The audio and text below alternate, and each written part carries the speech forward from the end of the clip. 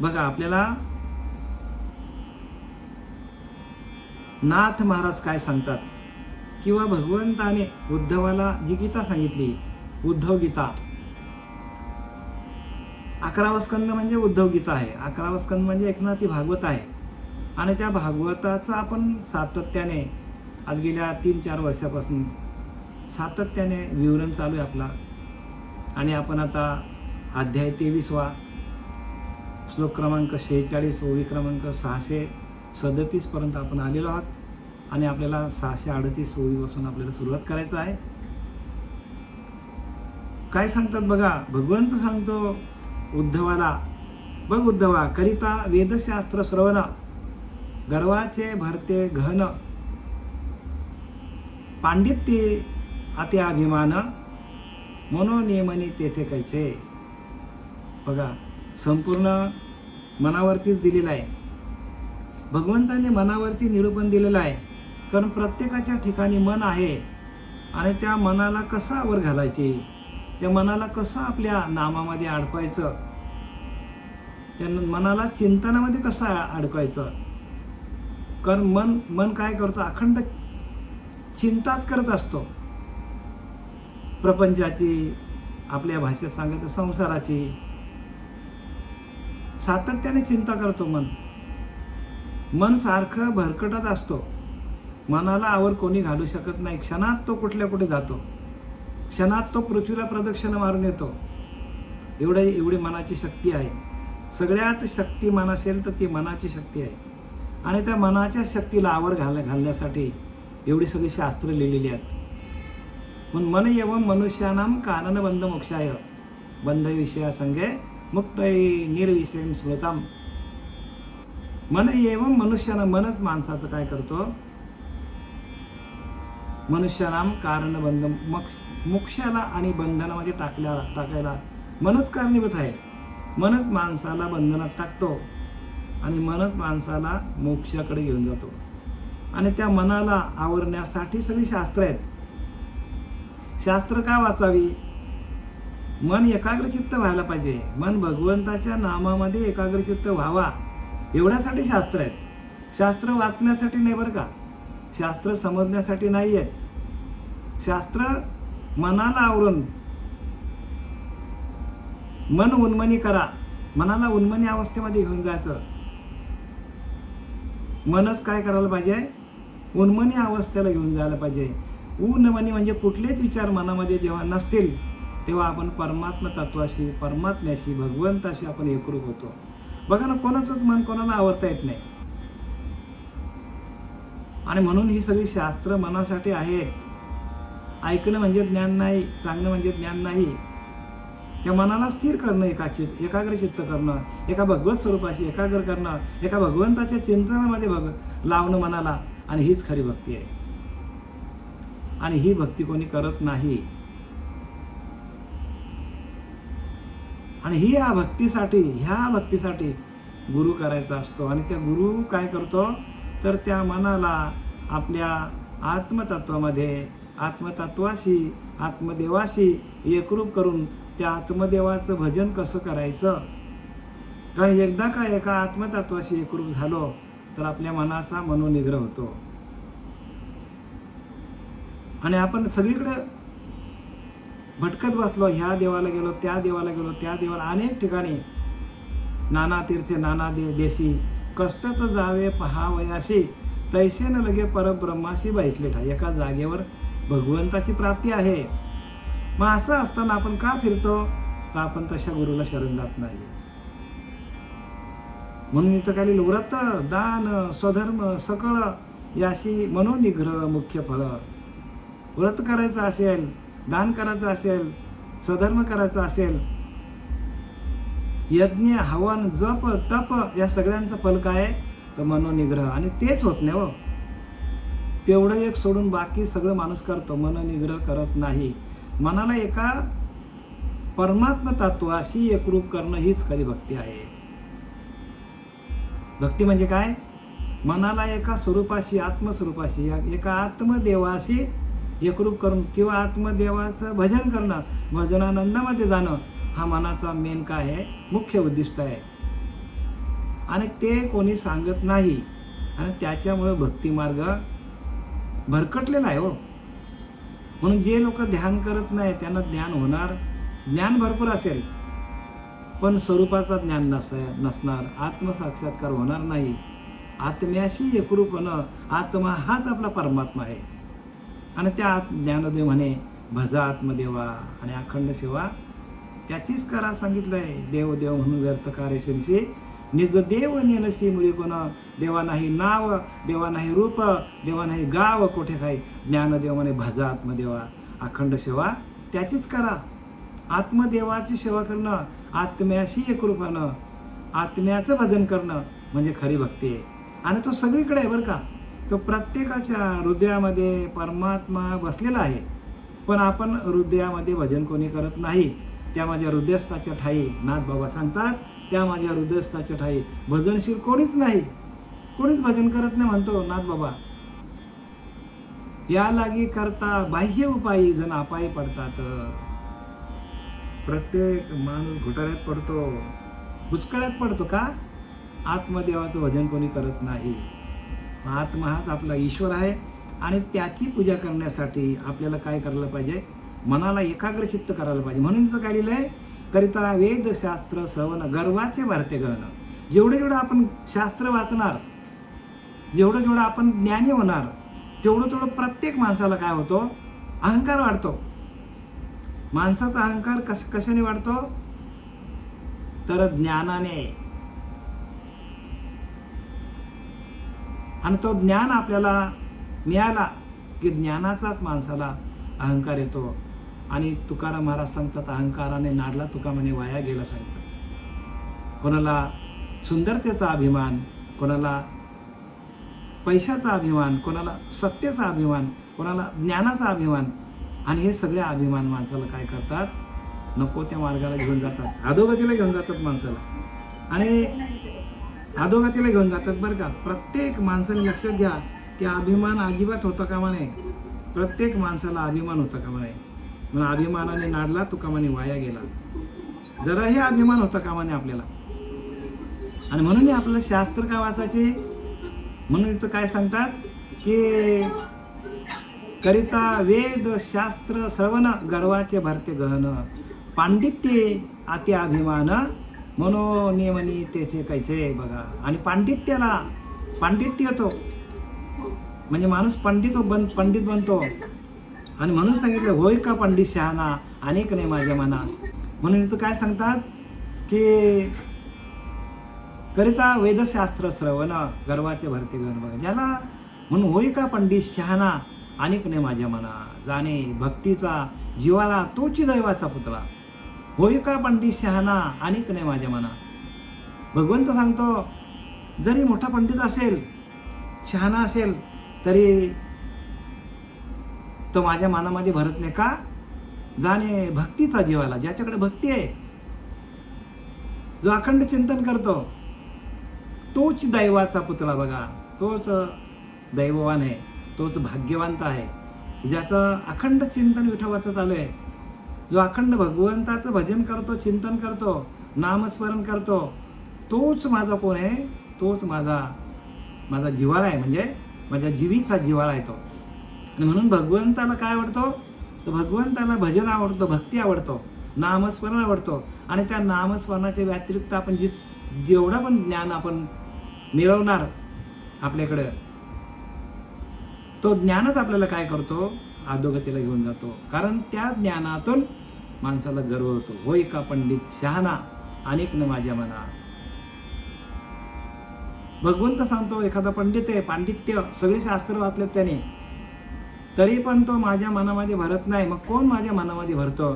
तर जाणे भक्तीचा जिव्हाळा, ज्याने आपल्या अंतःकरणातून भगवंताचं माझं नामस्मरण केलं आहे, तोच भक्त मला आवडतो. अंतःकरणापासून भगवंताचं नामस्मरण केलं तर तेच भजन भगवंताला आवडतं.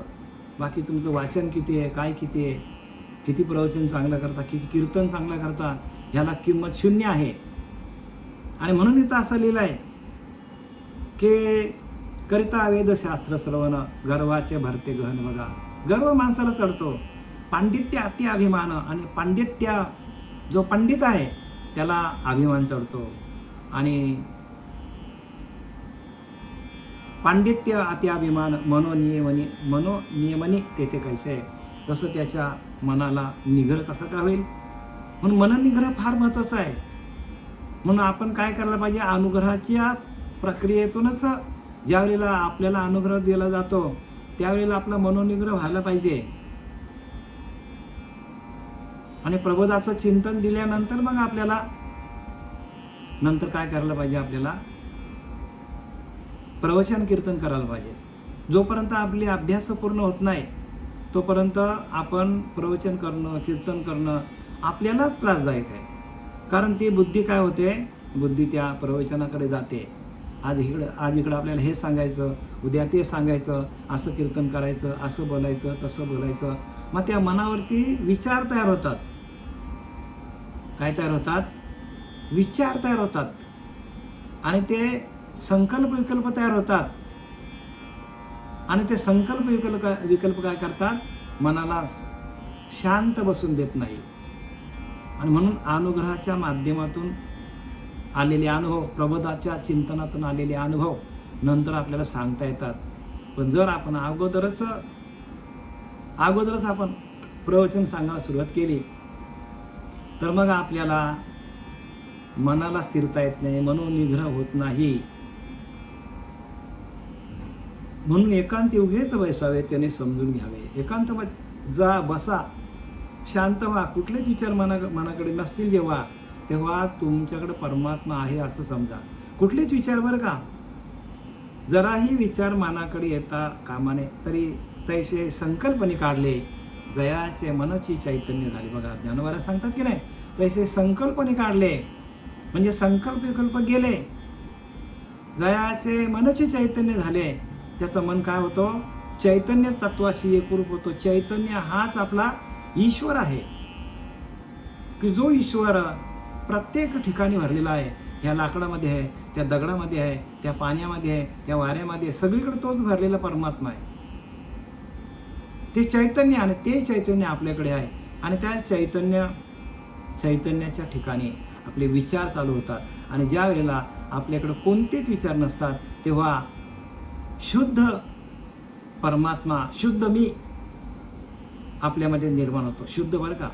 आणि त्या शुद्ध मीला, त्या शुद्ध मनाला आत्मज्ञान प्राप्त होतो. आणि म्हणून परमात्मा, कृष्ण परमात्मा काय म्हणतो, मी बोलविल्या वेद बोले, मी चालविल्या सुरे चाले, मी हलविल्या प्राण हाले. मग हा कृष्ण परमात्मा जो मी करतो तो कोणता मी आहे, तर कृष्ण परमात्मा शुद्ध चैतन्य आहे. आणि म्हणून तो म्हणतो तसा आपल्याकडे शुद्ध चैतन्य आपल्या आतमध्ये निर्माण व्हायला पाहिजे. त्या चैतन्यावर कोणतेच विचार पाहिजे नाही. तुका म्हणे मन मुरे मग जे उरे ते तू, म्हणजे तुकाराम महाराज सांगतात, मनाची धाव जिथे संपते, मन जेथे उन्मनी अवस्थेला, उन्मनीच्या सुखात भेटते परमात्मा. बघा उन्मनीच्या सुखामध्ये परमात्मा भेटतो. उन्मनीच्या सुखा मज परमात्मा भेटला. आणि ती उन्मनी अवस्था जागृती, स्वप्न, सुसुप्ती, तुर्या आणि उन्मनी अवस्था आहे. ह्या उन्मनी अवस्थेमध्ये आपल्याला जाऊन ध्यान करावं लागेल. त्यावेळेला आपल्याला परमात्म्याची प्राप्ती होतो. आणि ते सगळे अभ्यास आहेत बरं का, करायला पाहिजे. म्हणून अभ्यासाशी काही सर्वथा दुष्कर नाही, या लागी माझ्या ठाई अभ्यासी मिळे अर्जुना. अभ्यास म्हणजे ध्यान. भगवंत सांगतो अर्जुनाला, जर तुला माझी प्राप्ती व्हावी अशी वाटत असेल तर तू ध्यान कर अर्जुना. ध्यानाच्या माध्यमातून ज्ञान आपल्याला प्राप्त होतो.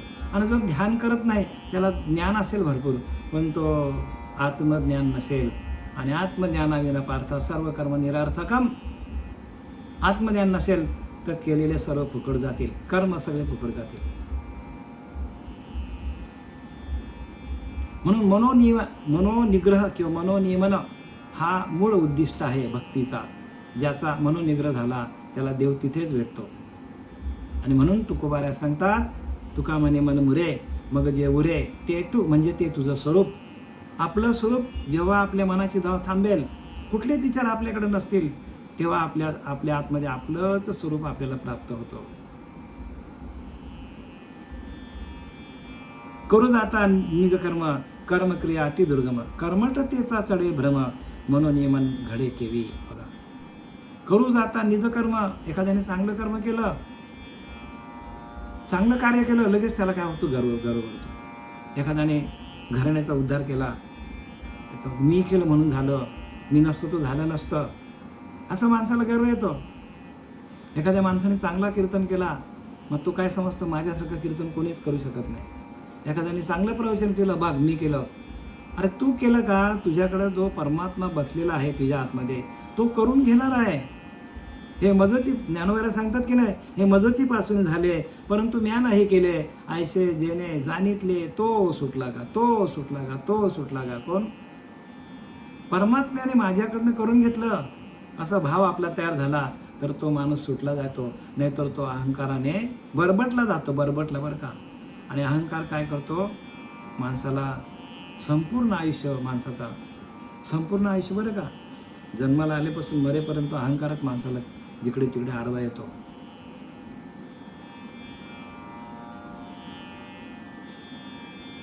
कर्म केवळ देहाचे माता करू जाता निज कर्म कर्मक्रिया ती दुर्गमा कर्मठतेचा चढे भ्रम. जे जे कर्म करू त्याचा आपल्याला काय करतो, गर्व होतो. आणि हा भ्रम आहे आपला, की मी केलं म्हणून आपला भ्रम आहे. आपण करत नाही, आपल्याकडनं भगवंत करून घेतो बरं का. असा माणसाने भाव ठेवायला पाहिजे. म्हणून ये मन घडे केवी. असं जर गर्व माणसाला चढत गेला, प्रत्येक ठिकाणी अहंकार वाढत गेला, तर मग मनोनिग्रह केवी घडे. कसं काय मनोनिग्रह होणार तुमचा? म्हणून प्रत्येकाने लक्षात ठेवा की प्रत्येक कार्य, प्रत्येक माणसाकडून, प्रत्येक साधकाकडून कार्य करून घेणारा, भक्ती करून घेणारा, कर्म करून घेणारा भगवंत करतो. असा ज्याचा भाव झाला, देव दुरी नाही जायला, देव तुमच्याकडेच आहे. पण भाव होणं महत्वाचं आहे ना. आपला भावच आपल्याला आपला देव आहे. तर आपल्याकडे भावच शुद्ध नसेल, आणि भाव शुद्ध कशातून निघतो, तर चित्त शुद्ध पाहिजे. मग चित्ताचा अभ्यास आहे आपल्याकडे. तिसरा अभ्यास कारण देहापासून चित्ताच्या शुद्धीकरणाचा अभ्यास आहे. आणि तो चित्त शुद्ध तरी शत्रू मित्र होते. बघा, व्याघ्रही न खाती सर्पतया. हिमालयामध्ये अनेक लोक बसलेले आहेत जंगलामध्ये, ते ध्यान करतात, साधू संत. पण असं कधी आपल्याला बातमी ऐकायला आली का बाबा एखाद्या साधूला व्याघ्राने खाल्लं म्हणून? नाही. कारण त्यांचं चित्त शुद्ध झालेलं असतं. म्हणजे देहाच्या पलीकडे त्यांची अवस्था असते. देह मी वाटे ज्या नरा, तो जाणी ज्या आत्महत्यारा. देहाभिमान येर झारा, भोगिल्याच भोगी. देहाभिमान, देहाचा अभिमान माणसाला परत परत जन्माला घालतो. म्हणून देहाचा अभिमान जाण्यासाठी नाथबाबा सांगतात या 46व्या श्लोकामध्ये की मनोनिग्रह व्हायला पाहिजे. मनोनिग्रह जर झाला, मनाकडे येणारे विचार थांबले, भले 10 मिनिटासाठी, भले 15 मिनिटासाठी, पण ते विचार आपले थांबले पाहिजे. आणि विचार थांबवण्यासाठी साधना करायचे. आणि ज्याचे विचार थांबले नाही, मग त्याचा ध्यान होत नाही, मग तो संपूर्ण भटकतच राहतो ध्यानाच्या वेळेला. आणि मग त्याला समाधान मिळत नाही. समाधान कुठे आहे? आपल्या जवळच आहे. मग तो मिळत का नाही? तर आपलं मन भरकडतं, म्हणून आपल्याला समाधान मिळत नाही. त्याशी कर्मी करू जाता निज कर्म कर्मक्रिया अति दुर्गम कर्मठतेचा चढे भ्रम मनोनियमन घडे केवी. मग आपल्याला आपला मनोनिग्रह होत नाही. कर्म केवळ देहाचे माता. बघा, कर्म देह करून घेतो, भगवंत काहीही करत नाही. लक्षात घ्या, महत्वाचा मुद्दा काय ते लक्षात घ्या. भगवंत काहीही करत नाही, आत्मा काहीही करत नाही. करतो ती सगळी मायाच करते. देहाकडून कर्म केले जातात. माया सर्व करी, ब्रह्म काहीच न करी. माया विकारी, ब्रह्म निर्विकारी. बघा, स्पष्ट लिहिलेलं आहे संत रामदासांनी. माया विकारी आणि ब्रह्म निर्विकारी. ब्रह्माला विकारच नाही कुठल्याच प्रकारचे. आणि म्हणून माया सर्व करी आणि आळ घालते ब्रह्मावरी. पण ब्रह्म काहीही करत नाही. ब्रह्म येत नाही, जात नाही. तो अनंत. जेव्हा सृष्टी नव्हती तेव्हा ते परब्रह्म होतं. तेव्हापासून ते परब्रह्म आहे आणि त्या परब्रह्मातून सृष्टीची निर्मिती झालेली आहे. पण तो काहीही करत नाही. आणि आपल्याला वाटतं ब्रह्म करतो. ब्रह्म काहीही करत नाही. कर्म केवळ देहाचे माथा. बघा, देहाच्या माथ्यावर कर्म. आत्मा देही असून विधेयता. आत्मा देहामध्ये असतो पण तो विधेय असतो. आत्मा देहामध्ये आहे प्रत्येकाच्या, पण तो विधेय. देहाचा त्याचा काही संबंध नाही. जसा साक्षी रूपाने आत्मा कसा आहे? साक्षी ब्रह्म. 14 ब्रह्मापैकी साक्ष ब्रह्म आहे. आणि तो साक्ष ब्रह्म काय करतो? जसा सूर्य आहे, संपूर्ण जगाला प्रकाश देतो, पण तो एका जागेवर फक्त प्रकाश काय करतो? प्रकाश देतो. तो काहीही करत नाही. एका जागेवर तो आहे, पण तो त्या किरणांच्या द्वारे संपूर्ण सृष्टीला प्रकाशमान करतो. अगदी त्याच्या प्रकाशामध्ये सर्व वनस्पती तयार होतात, अन्न तयार होतं आपला सूर्याच्या प्रकाशामध्ये. सूर्य हा देव आहे आणि तो काय करतो? संपूर्ण जगाला प्रकाशित करतो. आणि तो त्याच्यामुळे सर्व सृष्टीची काय होते? सृष्टी काय करतो? सृष्टीमध्ये पाऊस पडणं, अन्न तयार करणं, हे सगळं त्याच्यामुळे होतं. पण तो जे का जागेवर तो काही करत नाही. तो फक्त प्रकाश द्यायचं कार्य करतो. तसं भगवंत आपल्याकडे कसं आहे? तर भगवंत साक्षी रूपाने आपल्याकडे आहे, प्रत्यक्ष नाही. जसा सूर्य प्रत्यक्ष आपल्या आतमध्ये नाही, एका जागेवर आहे, तसा परमात्मा एकच ठिकाणी आहे, पण तो आपल्याला सगळं काय करतो? सगळं आपल्याला देतो. तो सर्व सृष्टीला काय करतो? शक्ती देण्याचं कार्य. जसा सूर्य करतो प्रकाशाच्या माध्यमातून प्रकाश देण्याचं, तसं भगवंत प्रत्येकाच्या हृदयामध्ये साक्षी रूपाने आहे. कर्म केवळ देहाचे माथा. आत्मा देही असून विधेयत. आत्मा देहामध्ये आहे, पण तो काहीही करत नाही. काहीही करत नाही आत्मा. त्याशी कर्मबद्धता, कर्मठ मूर्खता मानते. म्हणतो मूर्ख लोक असतात, ते सांगतात की आत्माच सगळं कार्य करतो. आत्मा काहीही करत नाही. लक्षात घ्या परत. आत्मा काहीही करत नाही. जसं आता ही वीज आहे, आपल्याला लाईट आहे, तिच्यामध्ये आहे करंट, पण तो करंट आपण काय केला? बल्बमध्ये सोडला तर आपल्याला प्रकाश देतो. तोच करंट आपण AC मध्ये दिला तर आपल्याला थंडावा देतो. तो हीटरमध्ये दिला तर आपल्याला गरम. तोच आपल्याला मशीनमध्ये दिला आपण तर ती मशीन चालू होते. शक्ती एकच आहे. शक्ती काय आहे? तसं भगवंताची शक्ती एकच आहे सगळीकडे. सर्व घटी राम, देहादेही एकच. पण तीच शक्ती, तेच चैतन्य जर मांजरामध्ये गेलं, कुत्र्यामध्ये गेलं, झाडामध्ये गेलं, वनस्पतीमध्ये गेलं, माणसामध्ये आलं तर माणसासारखा बोलतो, कुत्र्यामध्ये गेलं तर कुत्र्यासारखा बोलतो. म्हणजे काय आहे? शक्ती एकच आहे, पण ती ज्या यंत्रामध्ये जाईल त्या यंत्राला तशी प्रकाशित करते. तसं आपले सर्व शरीर जे आहे ते प्रत्येक शरीर हा प्रत्येकाचा वेगळा आहे. तो मायेने तयार केलेला आहे कर्माप्रमाणे.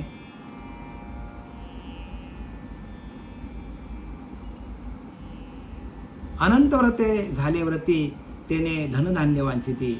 म्हणून निग्रही नाही चित्ती, सद्व्रते जाती सुनाट. अनंत व्रते झाले व्रती.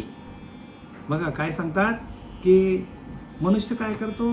एकादशी करतो, चतुर्थी करतो, संतोषी माता व्रत करतो, अनेक प्रकारचे व्रत वैकल्य करतो. कशासाठी करतो? फळाच्या आशेसाठी. काहीतरी आपल्याला मिळावं, देवाने आपल्याला काहीतरी द्यावा, आपल्याला देवाकडून काहीतरी आपल्याला पाहिजे. आपल्याला काय पाहिजे? देवाकडून. म्हणजे आपली भक्ती कसली आहे? तर आपली भक्ती आहे काहीतरी मागण्याची भक्ती आहे.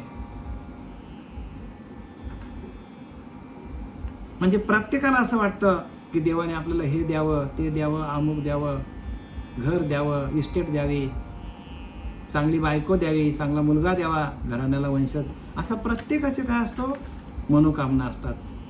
आणि त्या फलाच्या इच्छेने माणूस काय करतो, भक्ती करतो. अनंत व्रते झाले व्रती, बघा अनंत व्रते करतो. कोणी व्रत करतो, कोणी वैकल्य करतो, कोणी यज्ञ करतो, कोणी हवन करतो. कशासाठी करतो, तर काहीतरी प्राप्तीसाठी करतो, काहीतरी फळ मिळावं म्हणून करतो. आपल्याला प्रत्येक माणूस फलाच्या अपेक्षेने आहे, फळाची अपेक्षा करतो. त्याने धनधान्य वांछिती, बघा चांगला एखाद्या माणसाला शेतीला चांगला धनधान्य यावा, धान्य चांगला मिळावा म्हणून तो काय करतो, भगवंताची पूजा करतो.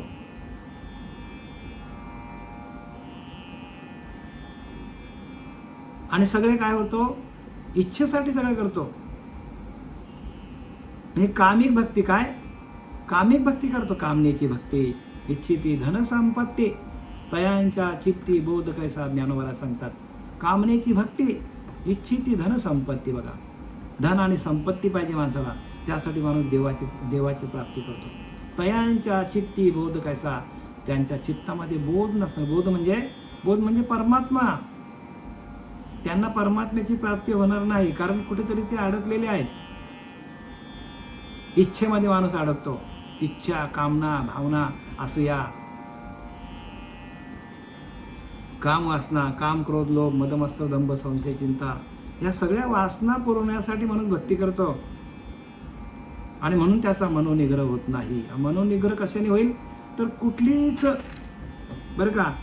कुठलीच इच्छा आपल्याकडं असली नाही पाहिजे. हा कर्मफल त्यागो तो भोगावूनी सांगू. कर्माच्या फलाचा त्याग करणं सगळ्यात श्रेष्ठ भक्ती आहे. आणि ती भक्ती जमली पाहिजे. काय सांगितलंय, हा कर्मफल त्यागो तो भोगावूनी सांगू. अभ्यासवून घन पार्थामक ज्ञान, ज्ञानाहून ध्यान विशेष. कर्मफल त्यागो, कर्माच्या फलाचा त्याग करता यायला पाहिजे. आणि ते कर्माच्या फलाचा त्याग माणसाला जमला तर भगवंताची प्राप्ती आहे. आणि कर्माच्या फलामध्ये जो अडकला त्याला भगवंत भेटत नाही, तर ते सांगतात. म्हणून इथं काय लिहिलंय, का करतो माणूस व्रत, दान, वैकल्य का करतो, तर भगवंताकडनं काहीतरी आपल्याला मिळावं म्हणून करतो, इच्छेसाठी करतो. आणि इच्छेसाठी केलेला माणसाने संकल्प काय करतो, वाढतच जातात माणसाचे संकल्प. हे मिळावं, ते मिळावं, हे मिळाले की ते मिळालं पाहिजे, ते मिळाले की ते मिळालं पाहिजे. ₹1,00,000 मिळाले तर 5,00,000 मिळालं पाहिजे, 5,00,000 मिळाले तर 25,00,000 मिळाले पाहिजे, 25 मिळाले की 1 करोड मिळालं पाहिजे. असे माणसाचे काय होतं माणसाच्या वाढतच जातं इच्छा. आणि त्या इच्छा माणसाच्या मनामध्ये वाढत जातात. आणि मग माणसाचा भक्ती मार्गामध्ये लक्ष लागत नाही. म्हणा कर्मफल त्यागो, सगळ्यात कर्माच्या फलाचा त्याग करणं ही खरी भक्ती आहे. आणि त्याच्यानेच मनोनिग्रह होतो. मनोनिग्रह कशाने होतो, कर्माच्या फलाचा त्याग. आणि कर्माचा फळच माणसाला त्रास देतो. एकदा का माणसाला कर्माच्या फलाची आवड लागली का ती माणसाची काय होतो, वासना वाढतच जातो. आणि त्याच्याने मनोनिग्रह होत नाही. म्हणून इथं काय लिहिलंय, व्रत ज्ञान स्वधर्म सकळ याशी मनोनिग्रह मुख्य फळ. काय लिहिलंय, अनंत व्रते झाले व्रती, त्याने धनधान्य वांछिती, मनोनिग्रह नाही चित्ती, सद्व्रते जाती सुनाट. म्हणून प्रत्येकाने कुठल्याही प्रकारची इच्छा न करताना निष्काम बुद्धीच्या भजना, त्रैलोक्य नाही तुलना. परंतु निष्काम बुद्धीच्या भजना त्रैलोक्य नाही तुलना. म्हणजे निष्कामतेने आपण सेवा केली तर ती भक्ती भगवंतापर्यंत पोचते. आणि तिन्ही लोकांमध्ये तीच भक्ती श्रेष्ठ आहे. कुठलीच कामना आपल्याकडे असली नाही पाहिजे. निष्काम बुद्धीच्या भजना त्रैलोक्य नाही तुलना.